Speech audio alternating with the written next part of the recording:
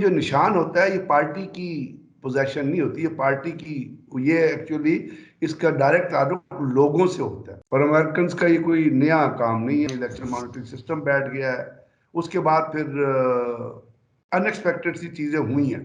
अक़वामी आवाज़ ऑस्ट्रेलिया से सजीदा अमीन। मेरे साथ आज वो हैं जिनके लिए नूरजहान ने एक सॉन्ग गाया था, ए पुत्र हटाते नहीं विकदे, तू लबदी फिरे बाजार कुड़े। ये वाकई वो पुत्र हैं मेरे उस देश के जिनको हम पूरी कौम सलाम करते हैं। इन्होंने सितारा इम्तियाज मिलिट्री हासिल किया। He was commissioned in infantry regiment in 1973 and holds a master's degree in defense and strategy studies and also an alumni of National Defense University. He has commanded ISI in Punjab and has commanded military intelligence setups in Punjab and Kashmir. He has also been Director Counter-Terrorism in Pakistan Army and Secretary Crisis Management in Government of Punjab and has served in various positions all over Pakistan. और इन्होंने ये एक नामवर दिफाई और geo strategic analyst हैं, तज्जियाकार हैं।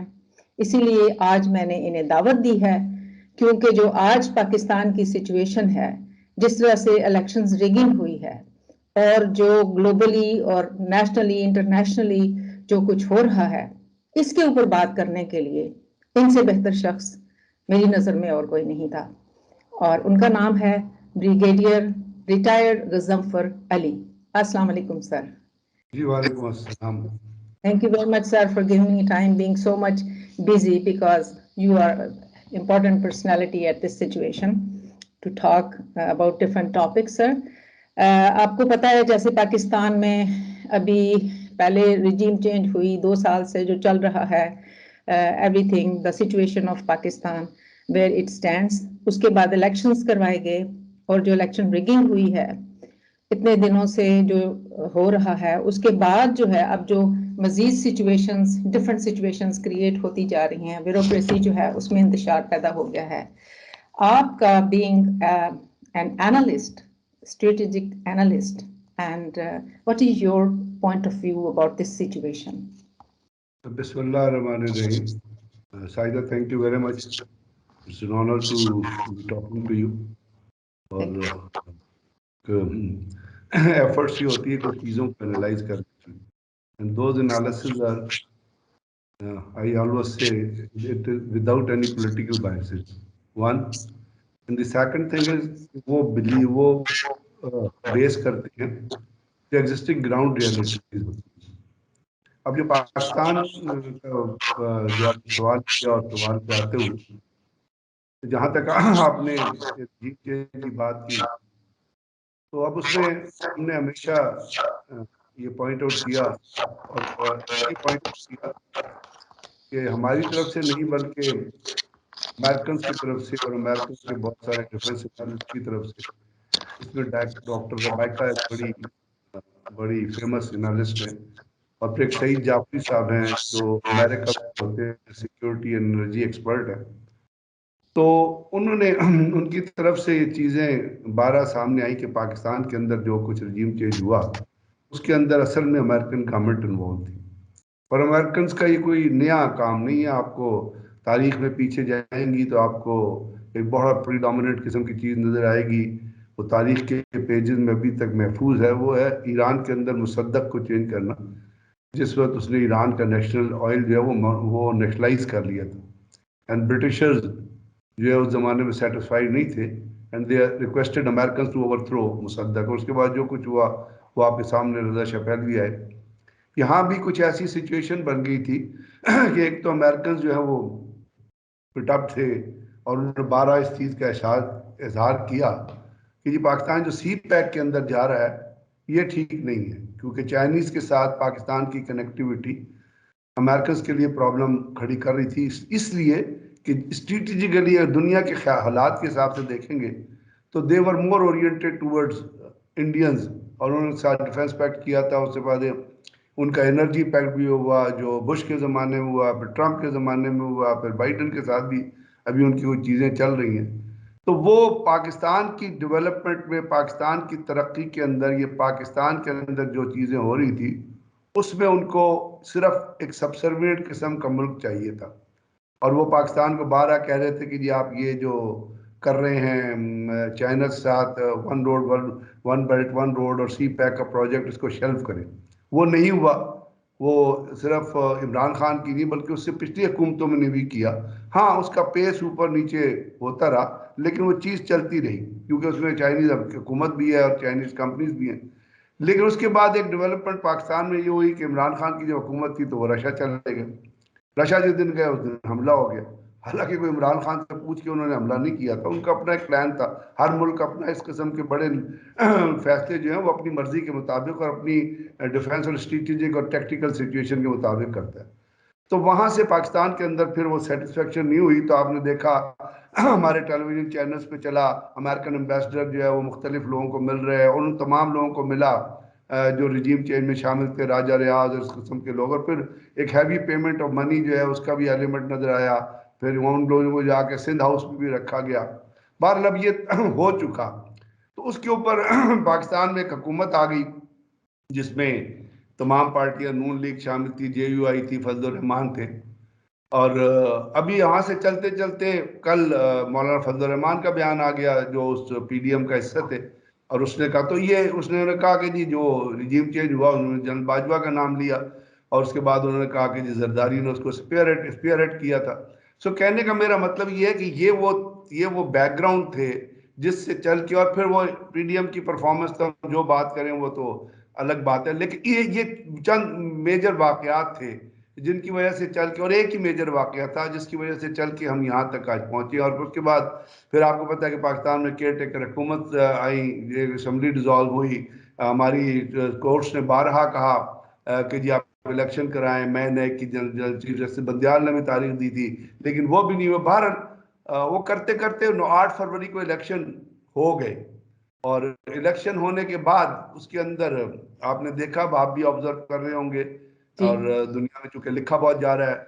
और मैं सिर्फ एक बात कहता हूँ हमेशा अपने सुनने वालों को और देखने वालों को कि आप मेरी बात का बिलीव ना करें, किसी पॉलिटिकल पार्टी, पॉलिटिकल लीडर की बात का बिलीव ना करें इस सिचुएशन में, क्योंकि वो अपनी मर्जी की चीज कहेगा। हो सकता है मेरा भी खुद कोई पॉलिटिकल बाइस हो, मैं भी वो कहने की कोशिश करूं, लेकिन देखना ये चाहिए कि जो इंडिपेंडेंट अदारे हैं, जैसे पाकिस्तान में एक फाफन इंडिपेंडेंट अदारा है, ये फ्री एंड फेयर इलेक्शन और फ्री फेयर उसको ऑब्जर्व करता है। फिर एक इकोनॉमिक इंटेलिजेंस यूनिट है दुनिया में, जो दुनिया में डेमोक्रेसी का ग्राफ जो है उसको ऑब्जर्व करते हैं।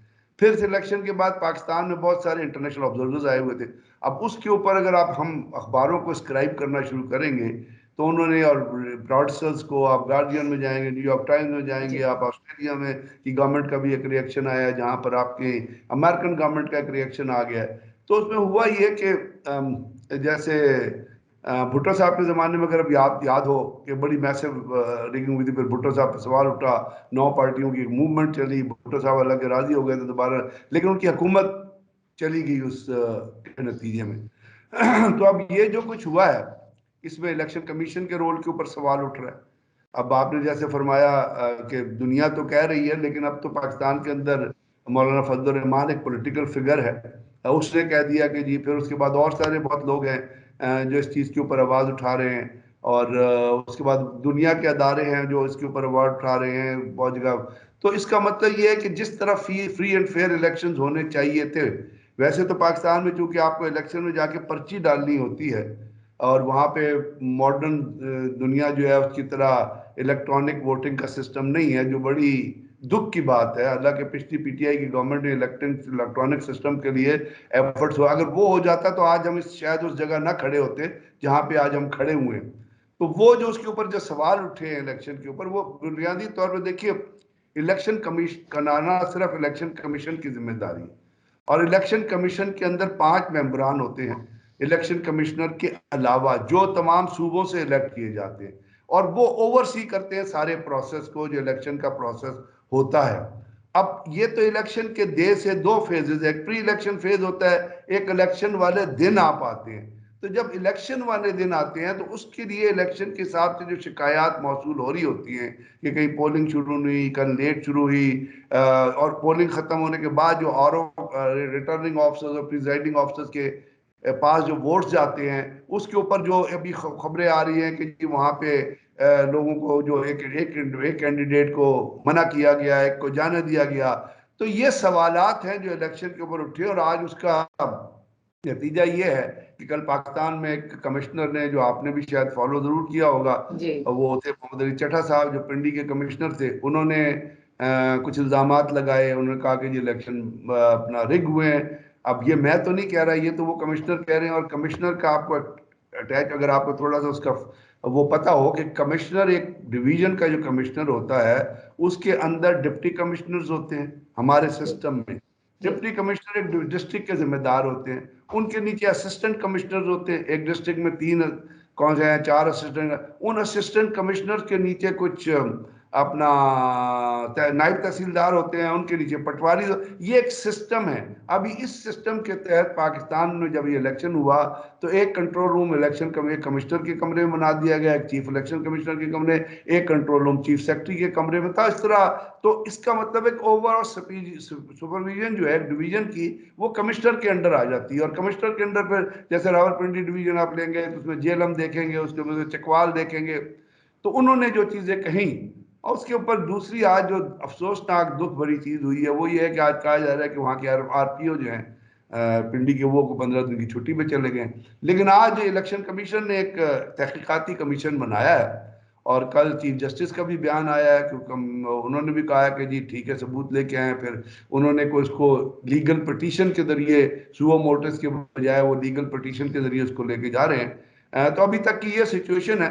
How does it unfold, because सारी पार्टीज जो हैं उन्होंने तकरीबन, हर पार्टी कह रही है। जैसे अगर आप मुस्लिम लीग नून को लें, जिसके कहते हैं कि उसने हुकूमत, वो भी कह रहे हैं जी रिगिंग हुई है, हमारे साथ ज्यादती हुई है। केपीके में जो हमारे लोग जीते हैं, फिर मौलाना फजल रहमान कह रहा है कि जी, फिर एएनपी कह रही है कि जी ये हुआ है। तो उधर से एमक्यूएम, जिसको 17-16 सीटें तोहफे में दी गई हैं, उनकी भी जरूरत हो गई कि वो भी ये कह रहे हैं। तो फिर जीडीए जो ग्रैंड और पीर साहब पगाड़ा, एक बहुत बड़ी पाकिस्तान की पर्सनैलिटी है और बड़ी नामवर पर्सनैलिटी है, और बड़ी वो भी वो फरमा रहे हैं। उन्होंने वो एक जुलूस दे के चले। तो मेरा कहने का मतलब कि ये ग्राउंड रियलिटी है, इसमें कोई मेरा और आपका बायसेस या मेरे और आपका ओपिनियन शामिल नहीं है। ये वो हकीकतें हैं जो आज पाकिस्तान के लैंडस्केप पे नजर आ रही हैं। और आज चूंकि एक कमीशन बन गया है, तो अब उसने 3 दिन में तहकीकात करनी है।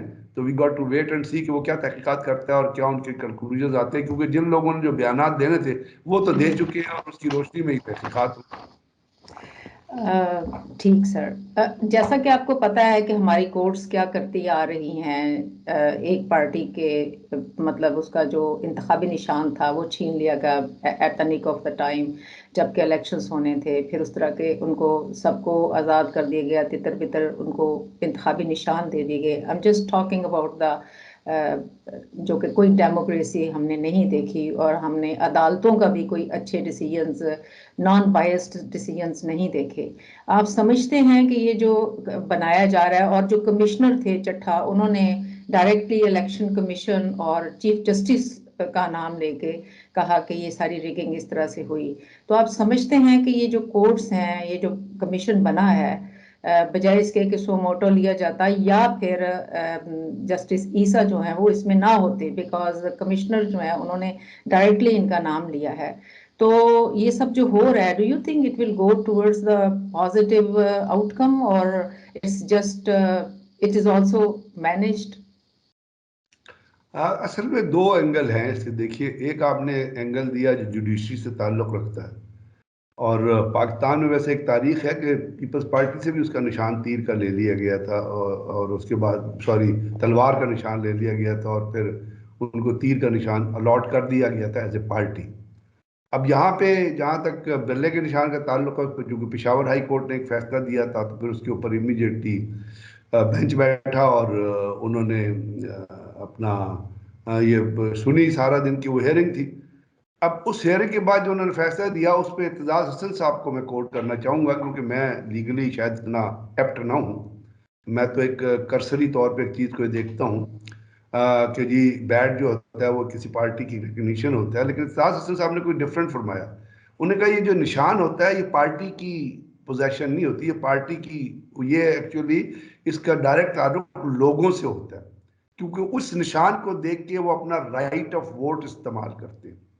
और राइट ऑफ वोट किसी भी कॉन्स्टिट्यूशनल डेमोक्रेसी में जब हम उसको डिफाइन करते हैं तो हम उसको कहते हैं, उसके दो एक सेगमेंट हम कहते हैं कि democracy for the people and by the people. So जब बाय द पीपल के सेंटेंस को हम देखते हैं तो वो बाय द पीपल है which is linked with the इंतखाबी निशान ऑफ एनी पार्टी।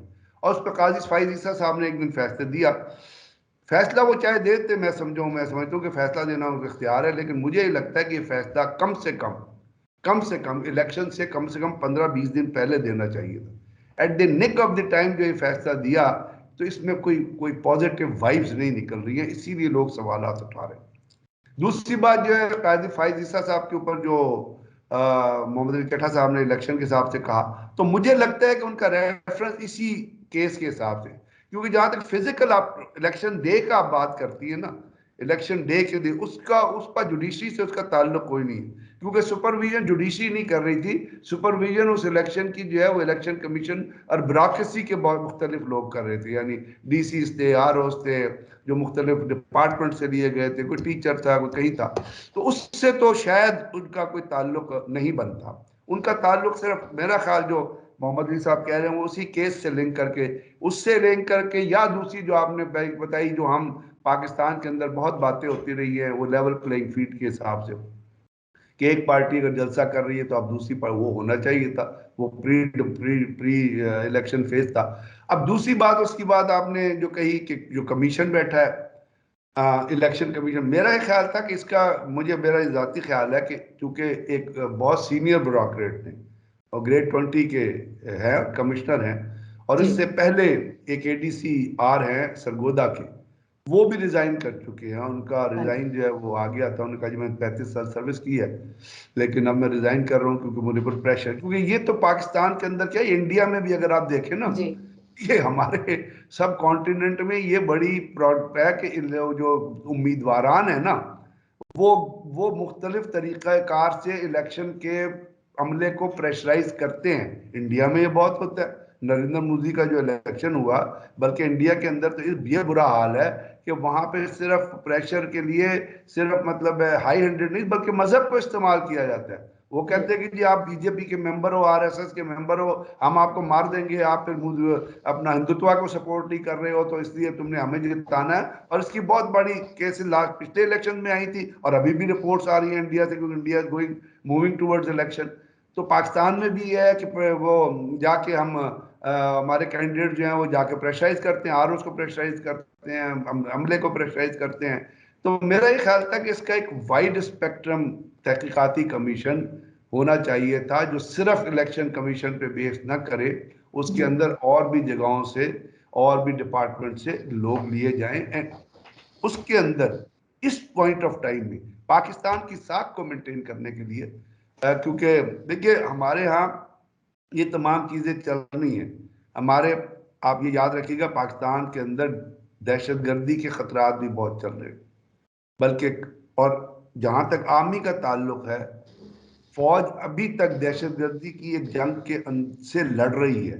16-17 की रात को भी एक टांक में और नॉर्थ पाकिस्तान में ऑपरेशन हुए हैं, जहां पे इंडियन रॉ स्पॉन्सर्ड कोई 10 दहशतगर्द थे जिनको जहन्नुम वासिल किया गया, और उनमें से 2 जो थे वो बड़े हाई कैलिबर लीडर थे। इससे पहले परसों भी ऑपरेशन, तो फौज उसमें भी, यानी दहशतगर्दी के खिलाफ जिसमें हमारे आम लोगों की जानें मुतासर हो रही हैं, आम शहरी जो है उसको बड़े बड़े उस पर वो जो है वो शहीद किया जा रहा है। जैसे पाकिस्तान में आपको यहाँ का पेशावर में मस्जिद में जो धमाका हुआ था, तो उस उधर भी हम लड़ रहे हैं। यानी चौमुखी एक चीज है जिससे फौज जो है वो बिजी है। तो उसमें इस सिचुएशन में इस वक्त आप और डिपार्टमेंट से भी ऑफिसर्स को ले, सिर्फ इलेक्शन कमीशन जिससे जो इस वक्त एक फरीक बन गया, उनके खिलाफ शिकायत है। और आप, फिर मैं कहूँगा कि कमिश्नर ने जो कुछ कहा है, या एडीसीआर जो कह रहे हैं, या बहुत सारे लोग जो कह रहे हैं, उसको आप लाइटली नहीं ले सकते। हमें उसके ऊपर एक अक्रॉस द बोर्ड इन्वेस्टिगेशंस की जरूरत है। जी सर। सर आप नहीं समझते कि ये जो जैसे चट्टा साहब ने आके बयान दिया है, कोई इंतशार पैदा हो गया है ब्यूरोक्रेसी में, and it will go further on, like more people will come forward, and जब ये ब्यूरोक्रेसी में आ गया है ये सारा कुछ, तो it will change the picture? I don't think so. मैं कोई अब्रप्ट रिएक्शन एक्सपेक्ट नहीं कर रहा। आई डोंट एक्सपेक्ट कि कोई बहुत ज्यादा अब्रप्ट रिएक्शन होगा।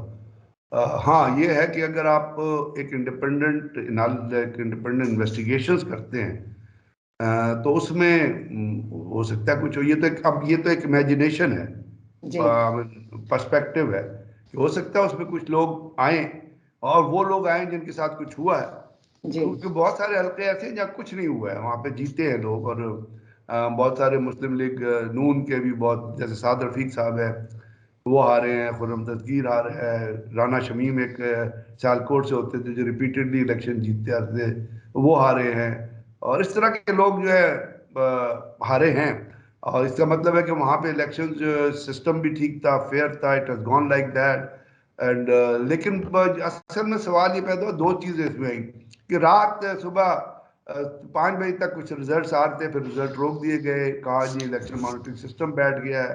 उसके बाद फिर अनएक्सपेक्टेड सी चीजें हुई हैं, और जो इलेक्शन कमीशन से रिलेटेड है, किसी और डिपार्टमेंट से रिलेटेड नहीं।